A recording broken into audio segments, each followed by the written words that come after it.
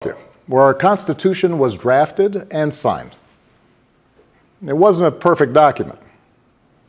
It allowed for the inhumanity of slavery and failed to guarantee women, and even men who didn't own property, the right to participate in the political process. But embedded in this document was a North Star that would guide future generations. A system of representative government, a democracy, through which we could better realize our highest ideals. Through civil war and bitter struggles, we improved this Constitution to include the voices of those who'd once been left out. And gradually, we made this country more just and more equal and more free. The one constitutional office elected by all of the people is the presidency. So at a minimum, we should expect a president to feel a sense of responsibility for the safety and welfare of all 330 million of us, regardless of what we look like, how we worship, who we love, how much money we have, or who we voted for. But we should also expect a president to be the custodian of this democracy.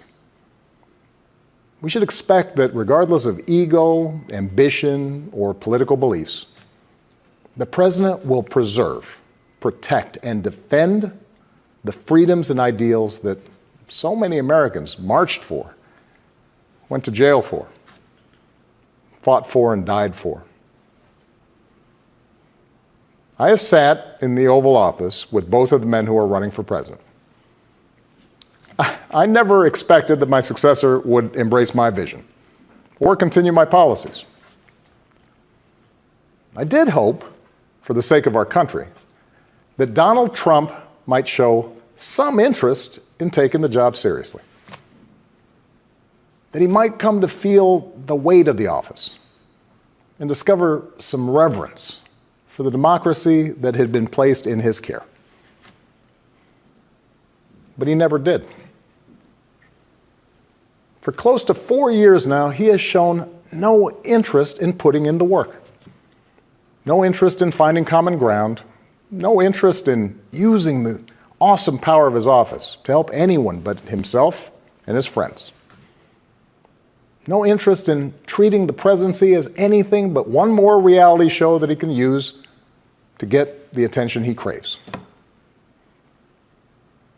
Donald Trump hasn't grown into the job because he can't. And the consequences of that failure are severe. 170,000 Americans dead. Millions of jobs gone, while those at the top take in more than ever. Our worst impulses unleashed, our proud reputation around the world badly diminished, and our democratic institutions threatened like never before. Now, I know that in times as polarized as these, most of you have already made up your mind. But maybe you're still not sure which candidate you'll vote for, or whether you'll vote at all. Maybe you're tired of the direction we're headed, but you can't see a better path yet, or you just don't know enough about the person who wants to lead us there. So let me tell you about my friend, Joe Biden. 12 years ago, when I began my search for a vice president, I didn't know I'd end up finding a brother. Joe and I come from different places, different generations, but what I quickly came to admire about Joe Biden is his resilience, born of too much struggle, his empathy, born of too much grief. Joe is a man who learned early on to treat every person he meets with respect and dignity, living by the words his parents taught him. No one's better than you, Joe, but you're better than nobody. That empathy, that decency, the belief that everybody counts, that's who Joe is.